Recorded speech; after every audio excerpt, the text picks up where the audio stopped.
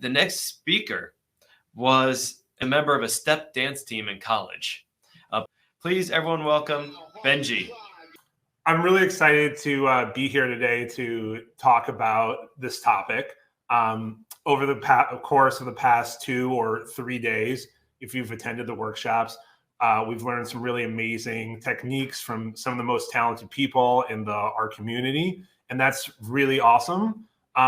But here, what I want to do is take a step back from the technical aspects of our job and focus on the human interpersonal aspect. And that's because no matter how awesome our products and insights are, they won't mean a thing if our non-technical colleagues and clients can't understand them.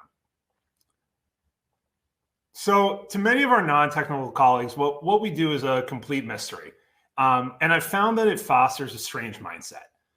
Data science seems to be able to do both everything and nothing at the same time. So for certain problems, people think they can do everything. They think that we're magicians or super talented athletes that can overcome any obstacle. They think there's some off-the-shelf deep learning, and it's always deep learning, way to predict any fluctuation, to classify any document and reduce human work time by 90%. And while it might be nice to be thought of this way, having these kind of expectations is a really big problem. That's because these expectations are impossible to meet. And if we can't meet and achieve them, our work is deemed a failure. On the other hand, there are many who think data science can do nothing and think that their area of expertise, their workflow, is so innately human and requires so much complicated thinking that no amount of technology can help. Repeatable script instead of hand-jammed spreadsheet, an app, some basic filtering, all of these are too simple for this bespoke, indescribable work. So we all know that the truth lies somewhere in the middle. There's hardly any human-centric effort that can't be aided with technology. Can it solve all our problems? Of course not. Can it help things along in ways both large and small? Certainly. So the problem we find ourselves in is a problem of communication. How can we tell our clients and colleagues what we can do to help while recognizing and respecting their capabilities and limitations? Beyond telling, how do we actually integrate our findings and products into their solutions? In the government, this can be a particular challenge. A lot of policymakers tend to be old school. Much of the work is people-driven. There are countless committees and hierarchies new ideas need to go through before they can be implemented. At every step, there is someone who can stymie our efforts. That's why it's so important for all data scientists to be good communicators, but especially those of us who work in government and who are trying to enact positive change. All right, so why should you listen to me about this? I've worked in the federal space, specifically the DoD and intelligence community, for over a decade as both a civilian and a contractor. I've had the opportunity to support operational and be in operational and policy roles and support a variety of missions, including counterterrorism and counterproliferation, as well as supporting supply chain risk management like I am now, IT integration, training, and even diversity, equity, and inclusion initiatives. At all my stops along the way, I've had a lot of communication failures and some successes. So let's look at one of each, one failure and one success, and what we can learn from them. So let's start with an example from early in my career when I was supporting the diversity and inclusion section of the Human Resources Directorate of a federal law enforcement agency. At this time, and I'm sure still, leadership was very concerned with the feeling that minority employees were receiving disproportionately low performance assessments. This led to widespread resentment and distrust of the process, but it was just a feeling. They didn't have any data to back it up.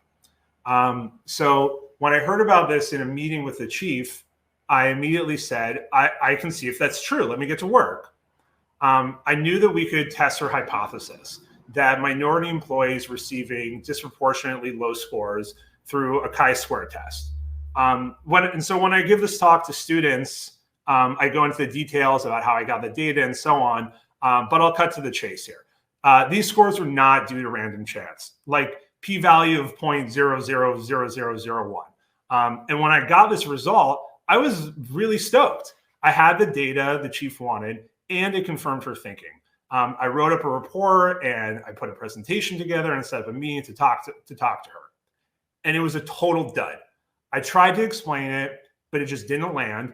And she went back just to asking me for the other regular reports I was giving her. So, why did it fail? It took me a long time and some good reflection to come to this. But what I've settled on was that I just told her I was going to solve it. I didn't actually talk to her about the results and what they would actually look like. So when I showed up to her with a p-value, there was nothing she didn't know what to do with it. I never asked her how she was actually going to use this information, like what she was going to do with the results of this analysis. And I made it about me. It was just a stats report, not part of an integrated solution my customer could actually use. So the bottom line for this is that if your final deliverable is a p-value, it probably isn't going to land. Okay, so let's turn to another example at a different agency where I did the opposite, where I was successful in delivering a data science insight using better communication. And interestingly, this problem was actually more complicated and had a more complex solution. And this time, the key to success was working with the clients to understand their process, how it would be used, and how data science could help.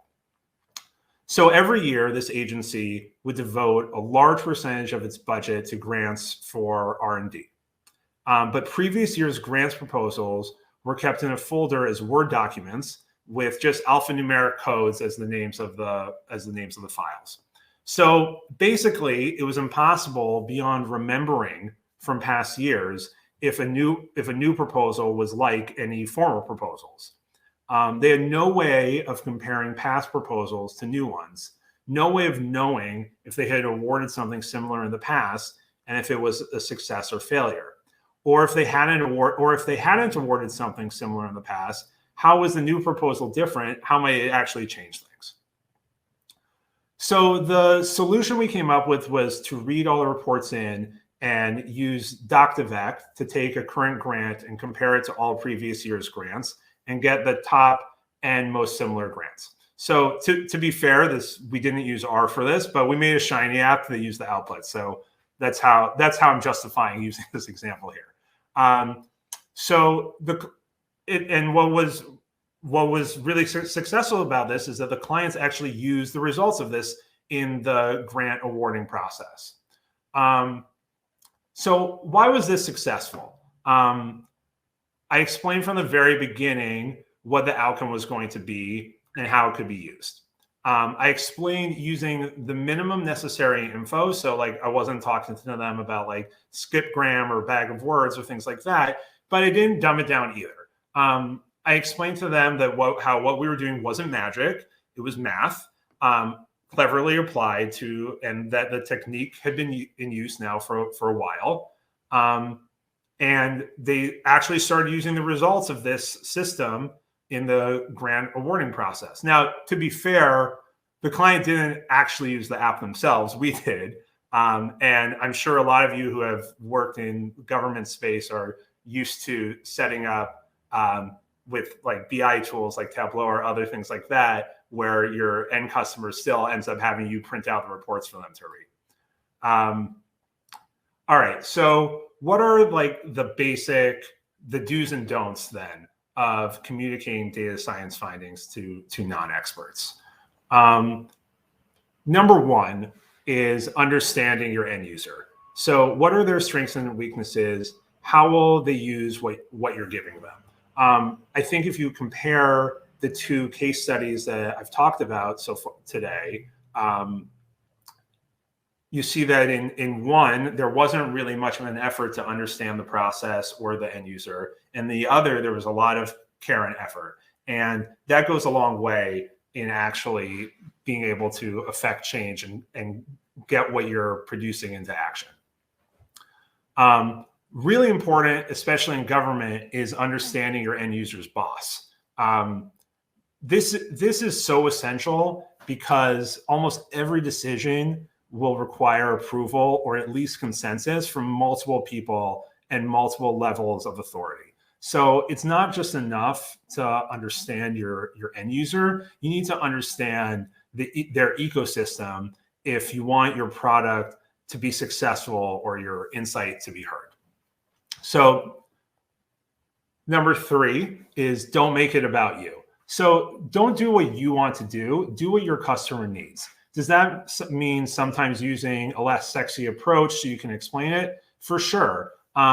Even in the first circumstance I talked about today, something pretty basic in our minds wasn't able to land. And that's really because I made that process about me and not about how my customer could actually use something. So 4, be humble.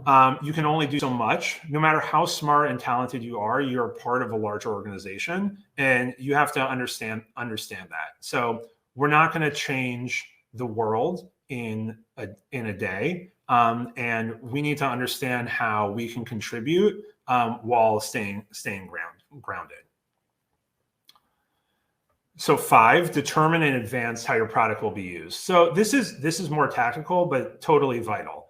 Before you get to work with your end user to see and deliver a product that will be usable, ideally in the existing process. So in this case, whereas in the first example, I did some analysis with no thought of how the end user would actually apply it. In the second case, I spent a lot of time working with the end users of understanding the process and how the analysis could actually be used. And I think that's why it was actually successful. 6, bring them along your journey. And I think what I mean by saying this is keep people informed as you move along. This lets your initiative, your insight, your product become something they feel ownership in, and that will help lead to its adoption and lead to their greater understanding. And last, 7 is be prepared to defend your work. So take your work seriously, and your customers will too. Even though this should be a user-centric process, that doesn't mean they're calling all the shots. So you're the expert here. You need to work to understand their process, but keep in mind who you are and your talents and skill sets. So that's my talk. Thank you very much, and please feel free to get in touch with me to talk about this type of work in the government space.